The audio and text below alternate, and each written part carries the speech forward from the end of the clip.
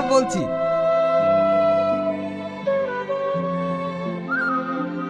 বৌমা,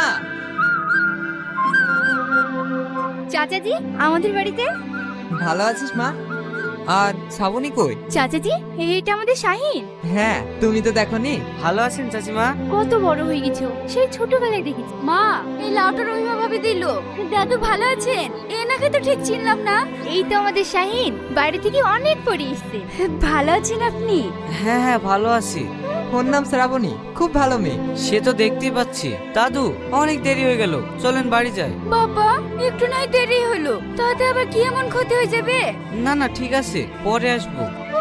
শাহিন, মেয়েটা দেখতে কেমন বলতো? কেন, দেখতে তো ভালোই। আমার নাতিপো হিসেবে দারুণ মানাবে বল। তুমি এবার কন্যাদের বিয়ে দেবে?